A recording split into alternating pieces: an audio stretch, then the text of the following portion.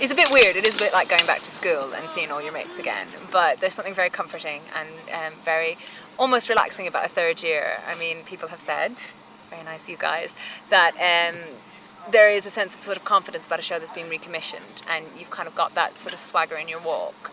And coming back on a third season when it's frankly been more successful than any of us could ever have thought, and you do have a different sort of stature and a different feeling in it, and it's nice to come back and see everyone again, you know. And last time we saw Morgana, she'd been swept away, so can you tell us how you get back here?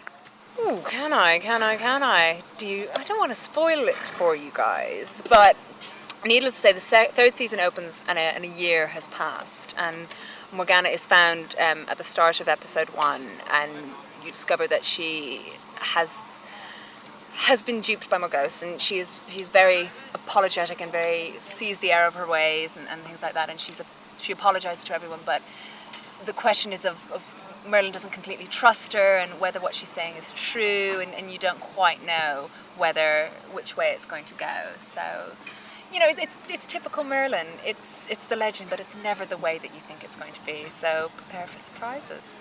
I think the third series is darker, you know, and I think you could see that from the second series and the way that was going. I mean, definitely the last few episodes were much, much darker, and I think the third series follows on from that, and there's quite a bit of sort of, yeah, it's darker and there's more conflict, but at the same time, it still does those great sort of one episode funny family, you know, comedy episodes that you had with the Troll last year and things like that. It still continues in that vein, but there's also more of a sense of a feeling of a continuous storyline this time, which is nice as well. So yeah, I'm gonna wait and see. Will we see more of Morgana's magical element coming out? I hope so. I'm telling you, I cannot wait for the bit where, you know, Merlin and Morgana having that big magical battle. But I'm not sure how soon the way that is, because, you know, you see in season 2, she's not in full control. And I think that's going to be a while in coming. You know, it's going to be, obviously the main magical being in the show is Merlin. He's the one who has the ability and the control of it, and Morgana's magic is very different. It's far more linked to her emotions, and once she gets her emotions and her fears and everything that under control, I think her magic will follow. So I think she has to become more assured of who she is before she's able to do that. What's Morgana's relationship with Merlin like now, considering what happened in the last series? I think at the start of season 3, she honestly understands why he did what he did. And she's anxious to repair the relationship back to her, because at the end of the day, Merlin was the one person who understood her and who knew the truth about her and empathized with her. And I think you see in episode 1 her trying to get back to that. So, do you think he trusts her? I think he's reticent to trust her. Do you know what I mean? It's because she is apologetic, and he does, I think, want to believe her, but, you know, experience has taught him to be wary. Quite rightly so. What kind of creatures and enemies will we be seeing in this series? The first couple of episodes are actually, the villains are more people rather than magical monsters, which is actually quite nice. It's a difference.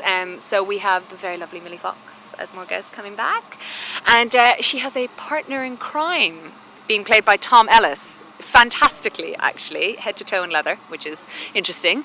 And I think that might be sort of a triangle that you might see more of as the season goes on. And definitely the sort of the Morgana-Morgause relationship is a very important one for Merlin and our telling of the story. So hopefully she'll be back. And then we have Mark Williams playing a goblin, voicing a goblin in one of the episodes, which we had the read through, and he was hilarious, I swear, in stitches. So we've got some good ones, you know. You never think, because in the first season it was this little show. It was this tiny little show that was filmed down in Cardiff, and it was about magic, and nobody really knew. And it just keeps getting bigger, and the calibre of people we get coming in, you know, at the start of every read through, they sort of let us know, and just stand there open-mouthed, you know, because we're on to sort of, I'm not going to give you away any of them, but we're on to about the 9th episode, and the guest stars are just getting better and better and better, and shockingly so. So, what else do you think the series holds for Morgana? What else does it hold? More power, one can only hope.